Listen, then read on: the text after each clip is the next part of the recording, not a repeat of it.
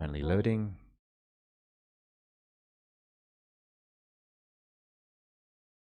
Okay. And we are live. Hello, everyone.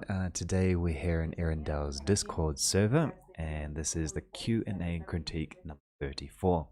We do every Thursday in the Work Arena chat here in Discord. So this is an open chat. You guys feel free to open up the microphone. Try to keep it one at a time, and then we will go through the agenda today. So today is kind of exciting because we have a new artist who started Blender not long ago, Pancakes MSTR or Master. He's here connected and he's about to showcase his art, kind of like the 1-year milestone that he's been doing.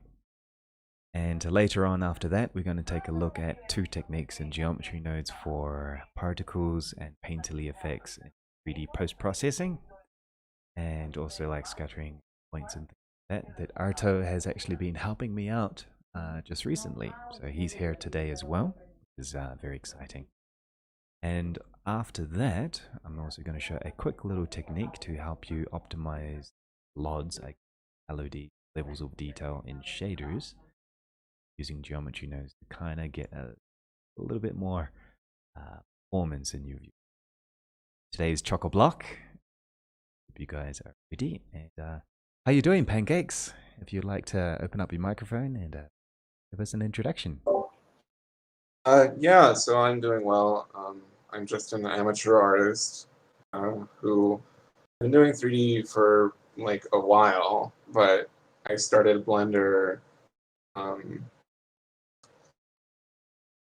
sort of at the beginning of 2021, and I'd always wanted to do that,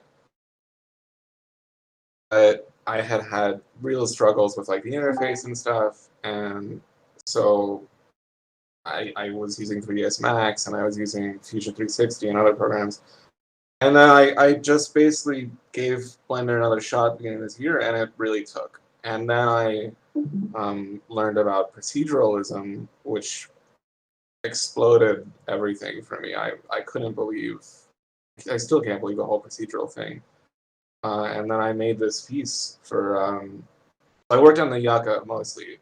And the basic idea was that I wanted to make an actual piece of art that had the Yucca as some kind of centerpiece. And that's what I came up with. So I worked on the Yucca for like 7 months. And then in the last month or month and a half, I've been working on this piece. And I just, as a final piece of artwork that I'm like presenting, I'm curious about what people think about it. I'm curious about what could be improved. I spent a lot of time trying to think about, like, the process of making this piece was like a combination of like what feels good and like let me think about what makes sense. And I'm kind of curious how my thoughts on that like correlate with what the community thinks in terms of like, does it make sense? Does it look right? And what could, and so on. So that's my introduction. If you want, I can also talk about me personally, but you can talk about the art first. Sure, yeah. I have a number of questions for you because this is a Q&A, so I hope you're ready for them. And also, before we begin though, what do you guys think of this piece? I'd love to hear your opinion. What do you like? How do you like it? Feel free to open. I love it. You love it. Really? Yeah. It is minimal. Yeah. We're the contrasts. I mean, you have this soft material on the table, and you have a man-made object. You have a color contrast. You have color harmonies. You have a natural object. You have a picture frame that's fallen over, and you're like, okay, so what's on the picture frame? The cardboard is another. It's more of a consumable object that's actually in between the two. From a elements perspective, I like what you've. Hey, did you just flip it? I was looking at mine on the left, and Yes, I Arizona. did flip it. Oh, sorry. Woo! I have my two screens. Yeah. Yeah, I do that usually Yeah. to check pieces, Got which it. is Got what it. most Yeah. 2D artists do. A quick trick: if you're inside Blender and you want to flip something, just scale the camera. For example, just go into my camera here and check your composition. Always try to flip it. So just go negative. Whoops, negative X. X, flip. Check your compositions, flipped. But I That's also a totally new one to me. yeah, that's I useful. actually know like the technical stuff that went into making this. Panking, correct me if I'm wrong. You used L system, right, for this one? Yeah, the Yucca is generated using L systems. Yeah, Sort of, that stuff is hard. I tried it, man. Me and Pancake were having a conversation about this, and I was trying to make this in geometry nodes. Pain. Need loops to get it going correctly. well, yeah, Yeah. kind of. In geometry nodes, you can do the trick where you repeat a node group and it'll draw it up for you. But yeah, it's sort of a thing that is like innately requires looping. Well, my comments of this image is I love the storytelling. What really captured me was this upturned photo frame sitting in the pile of dirt underneath the table, beneath the tree. And that really speaks volumes to me. I have no idea why you wanted to do that, but there's a sense of mystery and a sense of like, okay, there's a memory that you maybe don't want to hold on to, that burn out of it, something you want to keep it covered under the table, something that's in the shadows, you don't want anyone to see, but it's showing on the surface, clean on the dirt. Did it come from the box? Was it delivered? Was it given to you? That's a really interesting story element, which I think is it's a hard thing to pull off, is including story in your art. I think as an artist, that's the one of the first things you want to strive for, is to get that story, to get kind of that emotional curiosity, also the emotional push into your art. And I think that piece of art right there, that little thing that you just decided to add out of nowhere, I think it was kind of like the spice, the Tabasco sauce, something that really made this image pop out to me. Really impressed by that, but also the pretty technical aspect is quite. Well, So, Hmm? Sorry, can I comment on that? Yeah, sure. So first of all, I think that's an absolutely fascinating interpretation, and I really appreciate it actually. That is not where it came from though, and I have a little bit in that review document. I talk about what the idea here is, and I'll just go. I don't want to cloud anybody's thoughts about what this is, but I'll just try and briefly go over it. It's like the fundamental idea is that we're making, as we make a 3D artwork, we're making these assets and then we're testing them. And we end up testing like weird things on weird backgrounds and that don't belong together. And we create accidental absurdist pieces. And that's like what the idea behind this is. It's supposed to be something absurd. Where like you're working on a project, you're making different things, you're testing them on a photo backdrop for lighting and texture and so on, and then you're like, wait a second, what did I just put together? And so that's the fundamental idea behind this. I really like this idea of a memory growing out of a picture frame. I think that's a beautiful interpretation. And this is another thing this is an unexpected aspect of this piece, which is like, because I'm not trying to direct anybody's interpretation in a specific way, you can come up with your own interpretations. And I'm really curious about what your interpretations are. But yeah, let's keep playing that, because I think that's a good thing about good art. allow people to go into the image and make their own story. Also another. Well done there. I do have a negative critique, but I'll keep it for later. What about if somebody else would like to comment on this art piece? Or what feelings do you get from it? How do you think it could be improved? Let's start going into the more constructive criticism aspect of this. And also, hello, Aaron. Anyone like to open up the microphone here? One last comment before I go into my constructive criticism.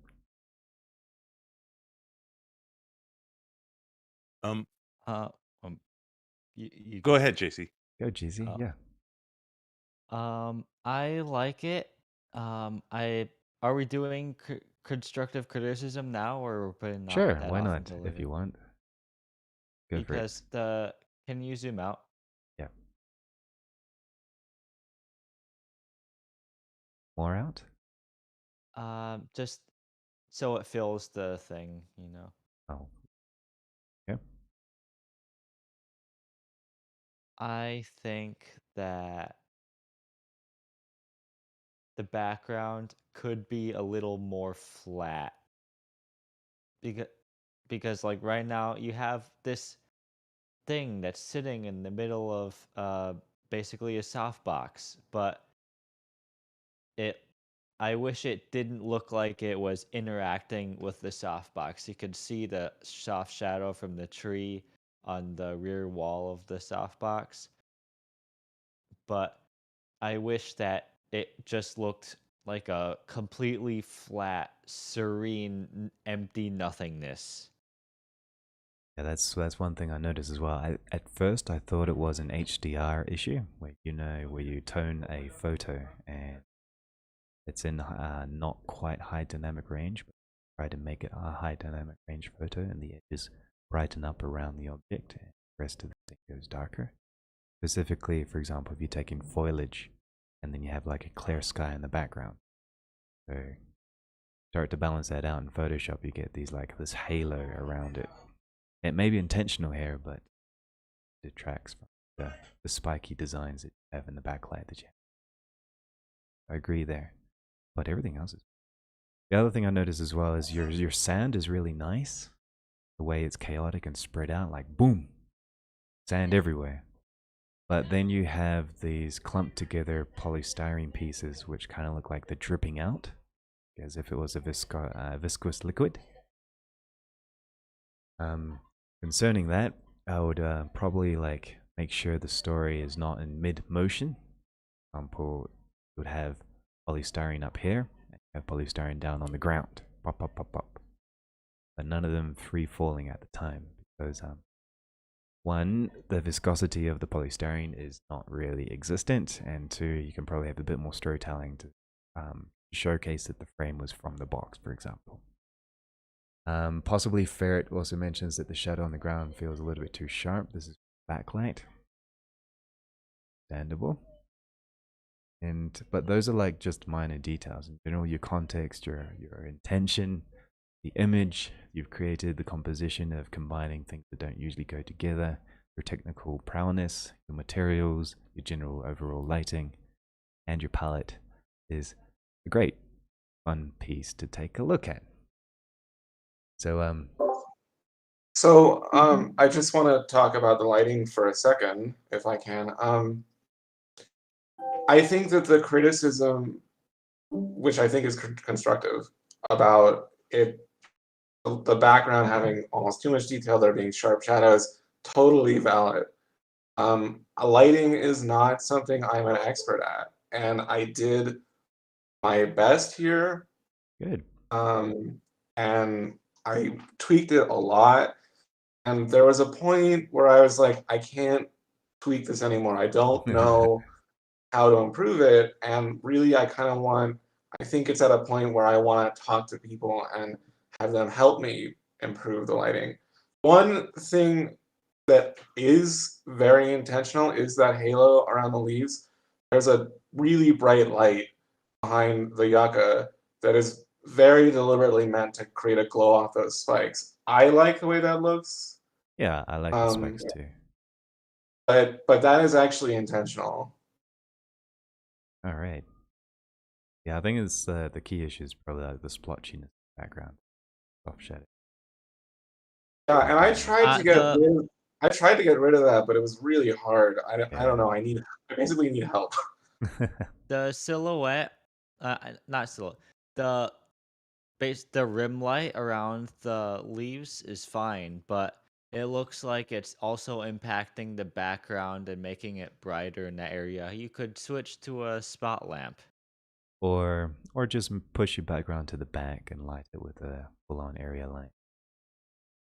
So for example, Right. just push the back wall away, make it move away from, make it deeper, and then use another area light across the whole background. Flatten. That can also be Another your thing solution. is that there is a cast shadow that's very sharp from the top, but because of either the texture of the leaves or something, it doesn't look like the top of the tree is illuminated in the same way that the cast shadow is being made from on the ground. Like it looks like there's a light that's going straight down, but the top of the tree does not look like it's illuminated by that at all. So Yeah, I mean I that's a good understand. point. And somebody else actually brought that up, and I think it's an interesting comment. And again, it just falls under the general category of like I'm working on my lighting skills, and Yeah. I'm not perfect. That's fine, man. I mean, for your first try, like, from what I've looked at from your blog, you have been doing 3D inside Blender over the past year, correct? So you've made this blog Yeah, post. so I basically started with a couple toy problems in early 2021 because I got so fed up with Autodesk and 3ds Max and Fusion, and I just was like, I have to do this. I have to just sit down and figure out Blender, and I did basically, and I started with the Goomba, which is like the simplest thing possible. Is this guy here, right? Right, yeah, and this is by this uh, guy named Aramis 3D who did 3ds Max tutorials who I learned from, and he started doing Blender, and I really like he does beautiful hard surface stuff, so I learned from him. Including this helicopter body. And you started the donut as well on the helicopter body. Yeah, I discovered the donut, and I was like, no, I could do the donut. I know how to make a donut pretty easily. But it just was like, it would be funny if I did this to something ridiculous like this helicopter canopy I modeled, which makes no sense at all. So, Funny story, I have never done that tutorial. I feel like I everyone don't know has. how anybody escapes it. But okay, Not I the see only that one. Oh, Aaron has I started Blender in 2.72 far before the donut tutorial existed, and when it came out in 2.79, I didn't do it. And then when the new one came out in 2.8, I didn't do it. And now the Yeah. new 3.01 is out, and I didn't do it. I'm probably never going to do the donut tutorial. Yeah, I started in 2.69. That out too. Aaron mentions a nice comment to your image. He says, it can take years to get really fluent with lighting and composition. You've done a great job over agree. Painting with light is a difficult. If I do recommend you something, just turn your world shader to black, delete all the lights, and start there. Usually, if you start in blackness, start painting light, get your intention, it becomes a little bit easier. Do not start with an HDRI. Start in blackness. Figure it out. that's a really good comment. I did try that a little bit, but I am very reliant on HDRIs, and I always start out with just an HDRI. So it's something that I'll go into the future thinking about carefully. Yeah, especially if you have a hero asset. If you have a hero asset and not an environment one. HDRIs are good for environment, for visual effects, but for some things like a hero asset, you need to have a bit more. Can we go back to the the shadow we were talking about for a second. Oh, and on this, the link to his GitHub and his is in the Q&A critique channel, and I highly recommend going through it. Yeah. So if Kind of cool. if you zoom back a sec, so you know, we're technical artists. I mean, some of us are just artists, and the point about the light not looking the same, right? You know, that there should be this high overhead light if it's going to make this shadow. There's sometimes where we have to break the rules, and not just here, everywhere, that if this composition feels better, tells a better story, the number of people that you like, pay attention to your audience. Like, we're going to notice it, but the majority of people are not going to say, hey, there's a shadow on the ground and there should be light up there. They're just going to absorb it. So try and find that line where maybe if you need to cheat or break a rule, it works for your composition, versus, you know, as technical artists, we know that there should be light there, and like, why isn't it lit there? So for me, for example, yeah, like sometimes context or projection, or like, for example, the spikiness on the ground here, even though it could be like a technical issue, to me it feels like it's a reflection of the spiky tree, but reflected onto the ground of where the painting is. To me, it's like part of the story. It could be 100% intentional. Depends on- And what's interesting about this is that I showed this piece to somebody else in a completely non-art related Discord. And they had pointed out the exact same thing about this sharp shadow on the ground. And it's weird because I didn't notice it until they pointed it out. So, like, art for me is sometimes this thing where it's like, well, I'm focusing on this detail and this detail and this detail, and then suddenly I show it to somebody else and they're like, well, what about this? And I find that really interesting. And of course, to get that information, you have to show it to people. That's right. The community aspect of art, which is part of the storytelling, I suppose, is you need somebody to tell a story too. Right there. Yeah, absolutely. Yeah, it Maybe- can be hard to step back from your own stuff. So Maybe for one of the weekly challenges, if you feel like it, you could donate your file and we could all have a collective lighting study together on your file. Oh. I would love to do that. On this terrain, There's only a minor issue, which is that the file is pretty heavy and it tends to crash Blender. But I mean, if we want, that's a really interesting idea, and I'd love to participate in that. Oh, from the generation of the tree. File system. That way?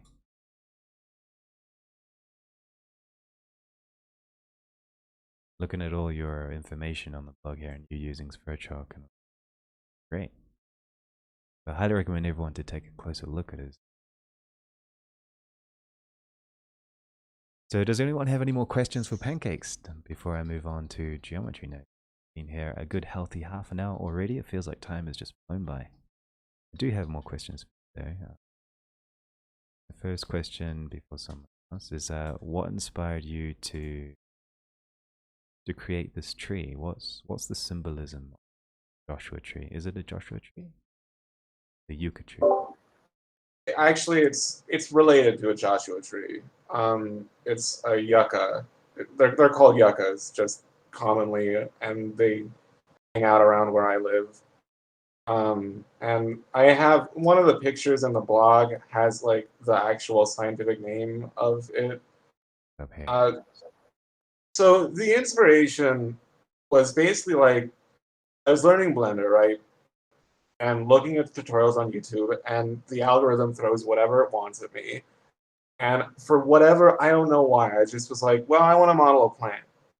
So I started looking up, like, how do I texture plant leaves? And at some point, it sends me Aaron's Daisy, I think, Spreadshock tutorial. And I didn't know about Aaron. I didn't know about proceduralism. I watched that, and I'm blown away. I could not believe that you could do that. And so I went off and I implemented that in Switchhawk. And then like why the Yucca was like just I think it's just a function of where I live. I go on walks with my partner, hikes and so on, and there's really fun plant life like the Yucca where we go. And I always am looking at them and I was like, I don't know, it just happened one day. I was like, you know what if I tried to make this in Blender? That would be an interesting exercise. And it just ballooned from there. Exploratory, nice. I love that. Freedom is liberating. Great. So over the past year, you wrote at the end of your blog some concluding thoughts.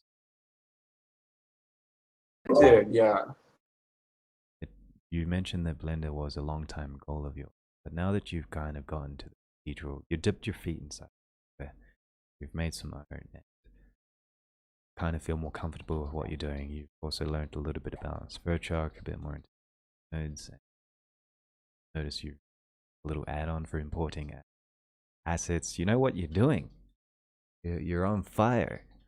So what's your next step? What do you plan to do for the rest of this year? So, first of all, thank you. I don't know. I don't think the Yucca, the plant, the L system is totally over yet. Like, there's still, the goal there is like, I do want to make something where somebody could reliably create like another plant with it. And I want to experiment, especially with stuff that like Benny Goberts does, where Benny, he's great. Right now, yeah, he's amazing. He's a legend. And I want to do more work on skinning the plants so that they've actually got skin instead of bark or branches, which is a really hard problem. But then, this is something I've been thinking about a lot actually, because I've kind of finished. I'm at a break point. And so there's a couple basically simple things I want to do. I want to continue with the keyboard stuff a bit. I want to work. If you go to the very top, there's that spaceship I made. Yes, I remember seeing that. So I want to redo that in Blender. That's like a major goal of mine. And just at the moment, I don't know if this will sound silly or not, but as a pure hard modeling exercise, I'm just sitting here modeling a pill bottle, like doing, poly modeling a pill model, just because I want the hard surface practice and to get more familiar with the modeling tools. So it's there's no specific answer to what I want to do. I want to do some sci-fi stuff. I want to do some practice stuff. I want to continue playing with L systems and plant life. I probably would like to do some geometry node stuff, but that's the basic answer. Excellent. I'm really looking forward to see your next piece, actually. Do keep us updated in the work in progress. I do keep a strong eye out to see what everyone's doing, actually. And also for the rest of you here, actually, I do like seeing your art and asking you questions about it and getting a bit more context. I'm sure everyone does. So for next week, if you guys have a piece or a story that you like and you want to be the center of attention for these questions and answers, just let me know in the Q&A chat and I will queue you up. Every person has a story to tell. So I guess now that we're here, thanks Pancakes, would you guys like to take a look at the project updates from the Painterly, and would you like to learn a little bit more about through spatial 3D processing or optimizing your shaders? A quick little tip for geometry nodes? Or would you have another question for Pancakes before we move on? Just let me know and then we'll continue on. Christoph says yes. J-Bus says thanks for your story. Slinc says yes. So thank you, Draise. I really appreciate this, and it's a lot of fun for me to do these things and get to talk about myself. And it's also a pleasure really for me to put. It's a pleasure for me too, actually, to put like context to your face, because I've seen you active in the server for quite some time now. Darren also says, nice portfolio. Thanks for sharing and thanks for putting yourself out there. Yeah, there's not much. There's a lot of artwork is that I want to give it to other people, you know. So, that's part of the process. Excellent. All right. Aaron also says it's great to be exposed to people a bit more as well. Get super narrow view of people through just social media. Betty White's dad was portfolio. Aaron also. Great. Oh, I love it. So let's keep this happening. So if you guys want to volunteer next week for free. Okay, so I'll give you guys a quick update of the Painterly project. Let's get beautiful. So this week I've basically been working on assets, a lot of it. I've started to work on creating dots to render. I actually started creating the fine-tuning materials. And so I've been using the asset library, using the expanded mode collections instance that link data and move them on mesh objects you cannot. So I've been creating an asset library of elements. I've been also using the asset snapshot add-on to create assets, which I highly recommend. And on top of that, I started to actually find the city app, I guess. So on top of that, I've encountered a couple of problems. One of them is, I mentioned last week, was called the shower door effect. So the shower door effect is the compositing issue. Composite directly on the frame, post-processing or pre-processing, becoming fraction shader. So I found some solutions.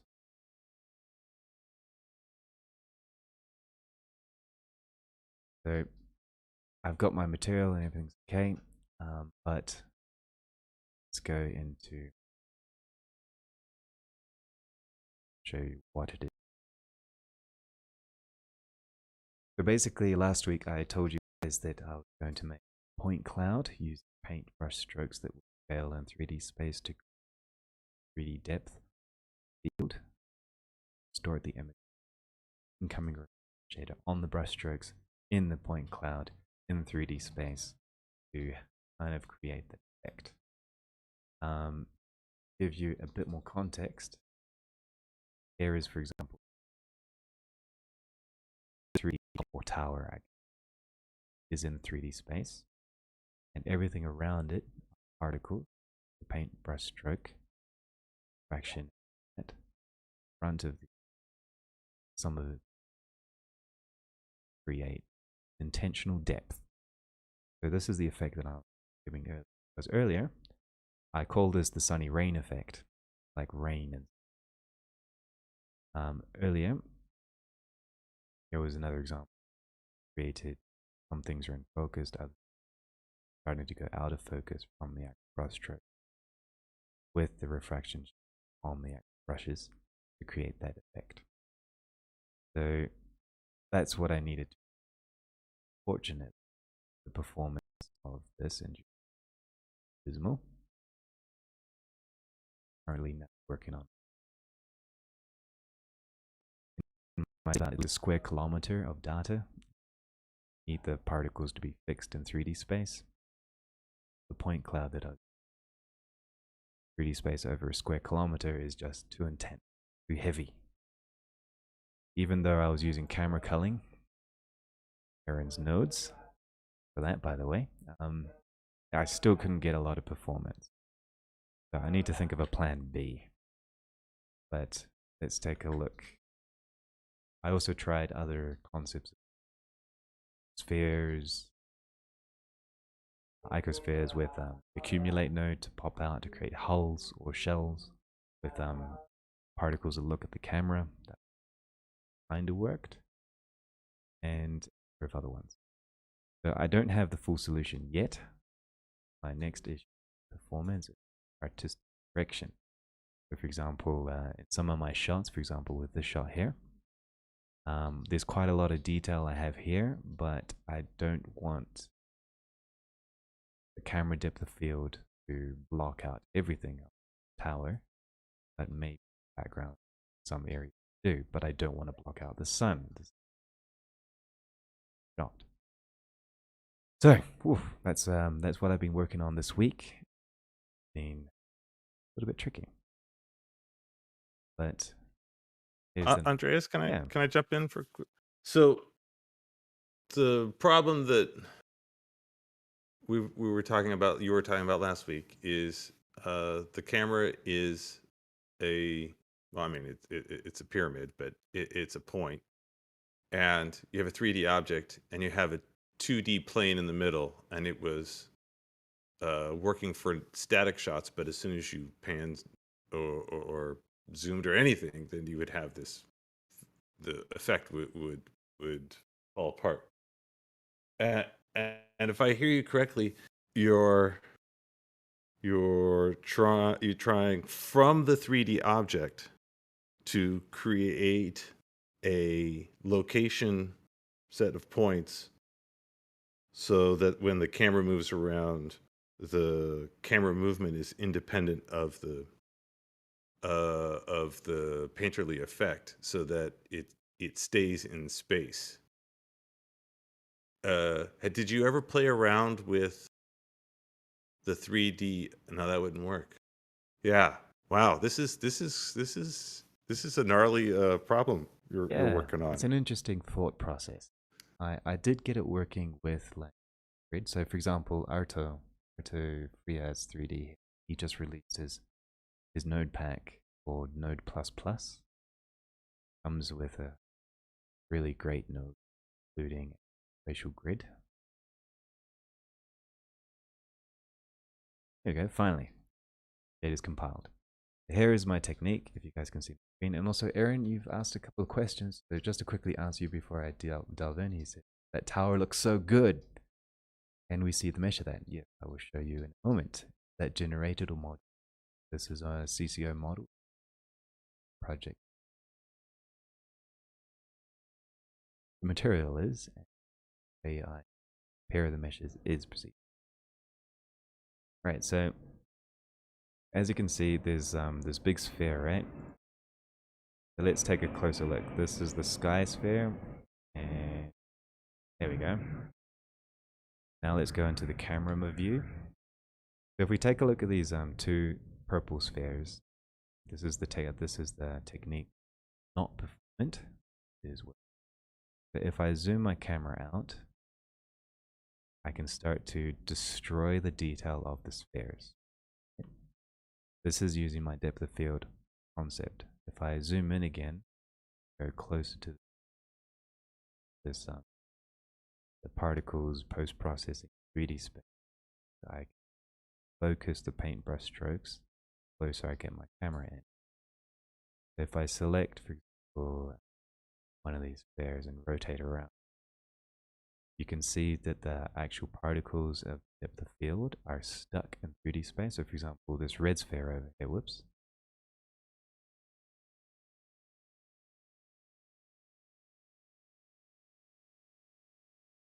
As you can see, performances.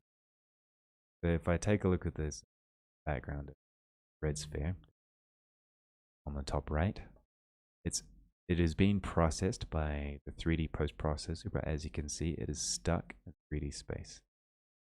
So that's the sunny rain effect, bit of the shower door.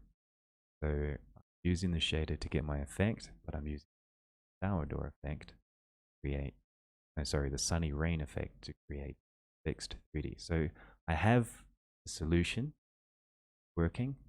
Now I just need an optimization and performance in our, and also scalability. Can I make it?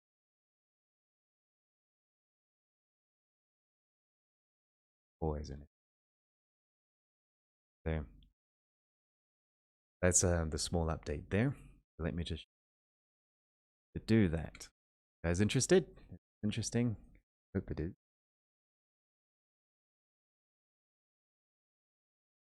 Thanks. All right, so let's go into. Huh? Want to open the mic? Yes. All right, so let's go into geometry. Oh, but first things first, I'll give you a little tip to get some performance. Let's take a look here. Go back. We'll have everything. Take a moment. But basically, this node tree is viewport with a switch is going to be a lifesaver for this project, mainly because material. Take a look.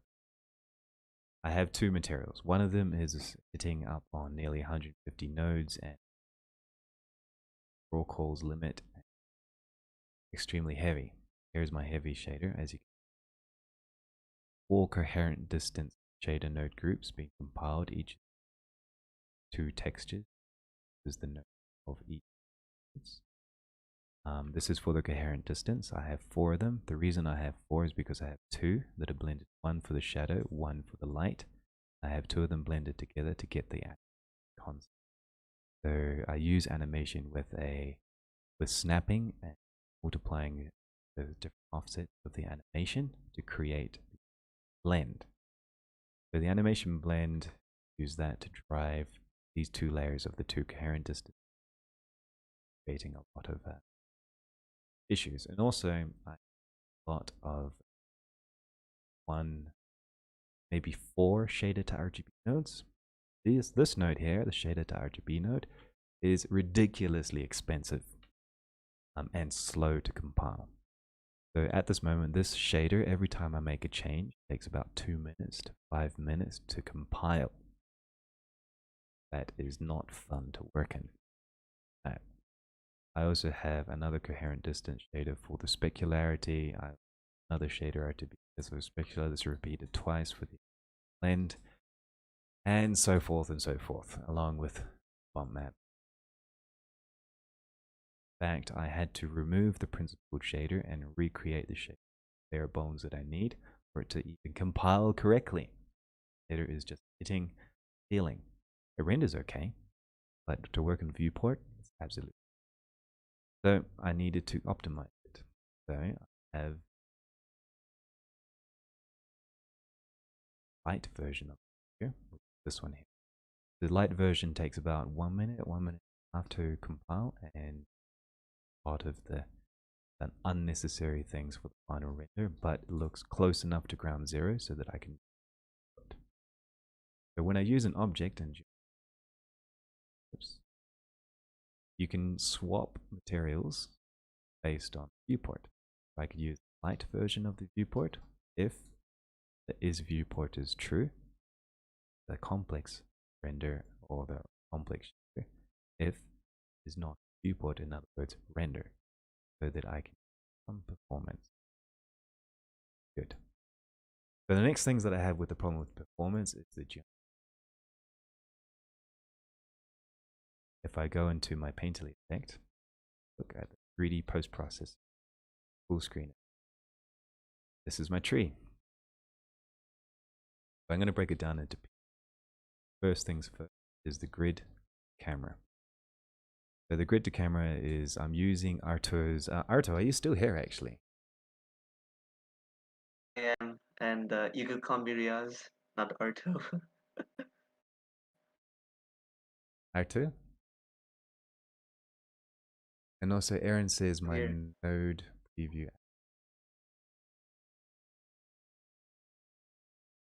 Really?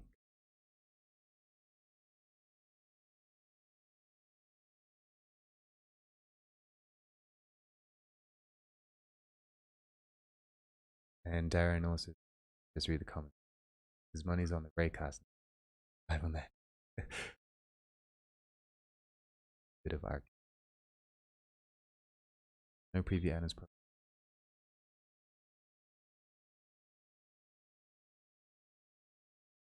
Fong shape. What is the Fong shape? It's actually quite simple. You get the direction, the point to the light object.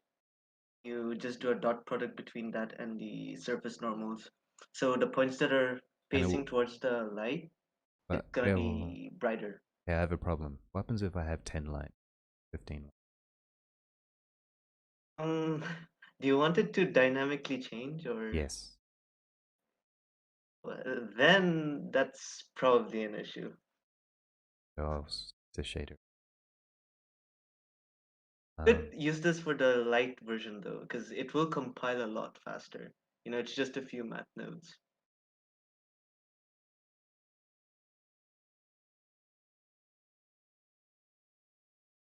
Okay, so let's take a look.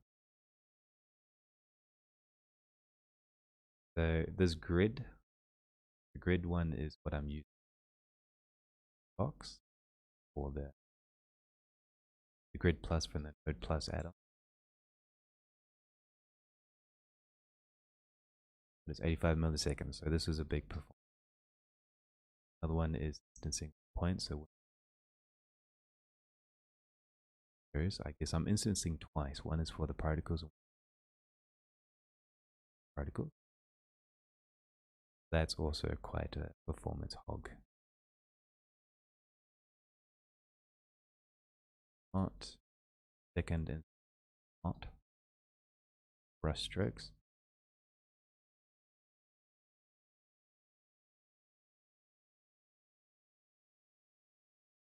So what I'm going to do is I'm going to replace these two. There's another node group in there. Okay. Raycasting to a plane. So this one's slowing things down as well. I may just entirely remove this if it's not. This was my old raycasting system. 2 years. I had the preprocessor shower door effect. But since I removed the shower door effect, it's necessary. Probably. So it was a good effort, raycasting shader to create masks with your pre-processing system. It was a good idea. So back to the 3v3 post processor. So I have a grid. Great. So from the grid, I scatter the points on the grid. Then I use these. I scatter the points on the grid. I'm using a camera call. Here's camera call, and also distance. 2 of them. One of them is to subtract the far away distance and add nearer distance with its fall off. I'm using 2 of them to create kind of like a clamped distant field of view so that I don't have too much overdraw. If you take a look in the 3D space, I zoom out, you can see these little black edges here with the refraction material inside the particles. These little black edges is because there's too much overdraw in my view. This is a problem. Slow things down. Just to give you an idea, that's something that I try to clamp with. Obviously, too high setting. The next thing that I need to look at is, if you can take a look here, you can see that some of the particles are closer to the camera, are smaller particles that are further away. The reason being is that I'm trying to scale them that they're the same size further away from the camera. Green space. So to do that, scale by distance, look, position, distance from the position of the particle, one over the other. I just have a multiplier, but this is basically what you do. Just use the distance to drive the scale of your object. Then you can scale triangle to help drive the scale of the object. So this is really handy for billboards. For have like a, you need something close to the camera, same size, far away from the camera. What you would do, you would use camera position drive the scale of particles. Means the bigger, the further away the camera are. So this keeps your scale consistent. The next thing that I do after that, randomize the scale a little, so randomize the location a little. I instance the actual particles from a collection and rotate them a little bit. So I'm just aligning the spoiler to the using that position and object info. But Arto, you mentioned that it's I could align the particles to camera something a little bit more moment. At the moment, I'm not. You mentioned just plugging in the rotation of the camera into the particle rotation. Is that how you do it? Yeah, literally, just try it right now. Right. That's it. Do it in not experimental phase, not. That's technically what you can. Yeah.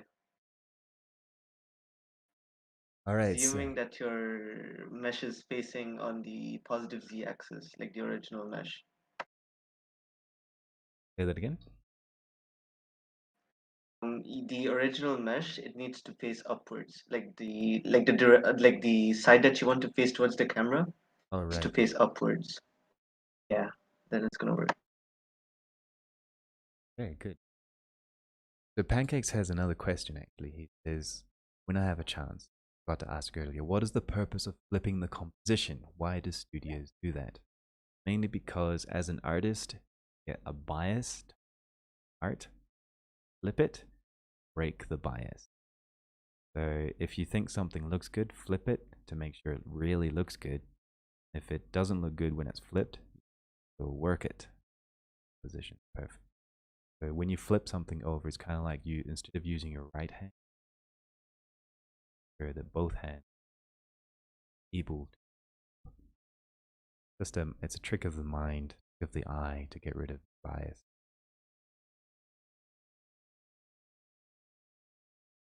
Thank you. That's fascinating.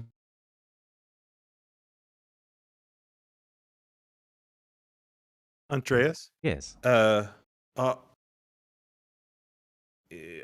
I hear what Riaz is saying regarding. My question is slightly different. When your camera cull is truly culling, and the level of detail is reduced when you are playing with your depth of field. And if I understand correctly, you're kind of slightly hacking the depth of field as an effect. Are the light calculations still occurring for the items out of focus? Yeah, I mean, I could have a distance cull artistic color depth, then maybe like add like a distance cull on every single object that's behind the camera, but or in this case, use camera clip. The best probable solution for that type of performance, if I'm not looking at a kilometer or two, is to use camera clipping.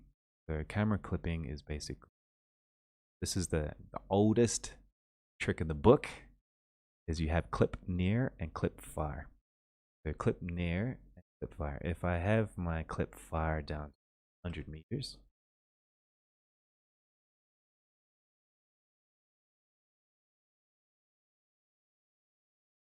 if I'm in this camera and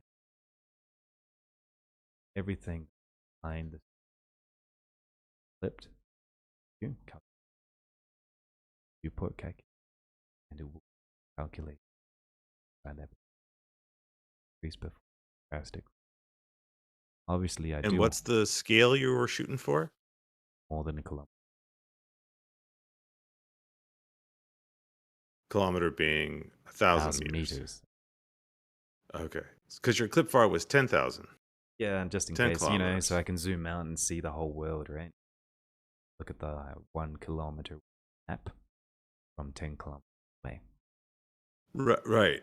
I was just, as far from performance perspective, it was like, okay, so what kind of diminishing returns are we getting in that extra 9 kilometers right? Versus the artistic, right? Like that's kind of where my brain was going. Which means actually, probably in this case, with the next version of prototype build, is I'm probably going to create a system that calculates the clip using a automatic control. If I have the depth of field control, it would also add custom color background. I can have normal shots where just to look at the sphere or look at a person's face or something, and I don't need to then turn off the depth of field or sparingly. Atmosphere, like clouds, that for depth, bit of the post process. When I'm in the city, flying through traffic outside the factory, so I might have two separate systems. I wonder if, and I'm a noob, so if there would be a way to slap I was going to say a card, let's call it a green screen, so that anything beyond the clip shows up as something obnoxious. So you will know instantly when you sliding the level of detail whether what you're losing, like as soon as the green disappears and your effect comes back, you're like, oh, that I can actually scale it out and in. I don't know, that seems like a tool for just the process. So I don't know if would be worth it or not.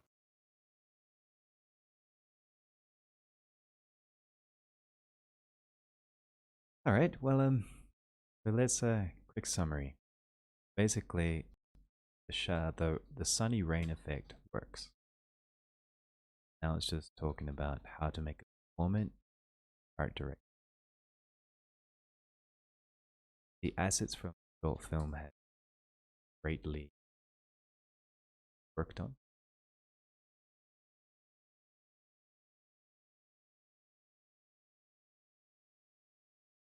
Here's the asset. Basically, remeshed hard surface model. Well, I remeshed it, textured it, painted the vertex to prepare the model.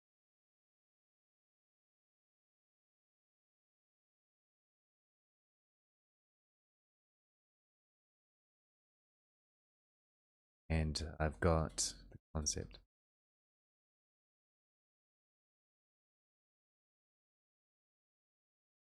And now we have the concept using is viewport as a switch. So work both ways for both models.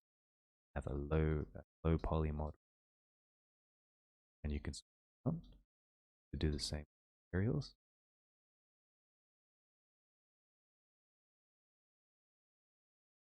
And so that's another concept that we use. Basically,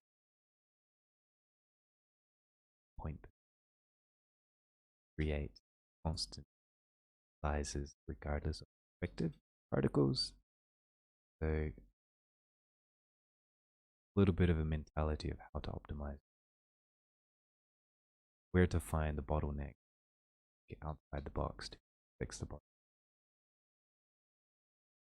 For example, this object here does not have the optimized material, and that frame rate 3 to 5 frames per second. So I need to improve that, popping that out with light shader, but putting the onto that better performance, a close to ground zero layout and purpose. So one thing is actually doing the job, the other thing is the job fun. That means fast. So Pancakes, are you still here? Yeah, I am. So I guess this comes to the end of today's session. Thank everyone who's to the end. Also, heard a tip about flip camera conversation, and good tip to do. A little bit difficult.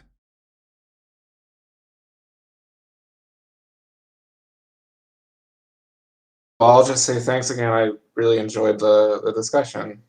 Thank you for actually sharing your art out there.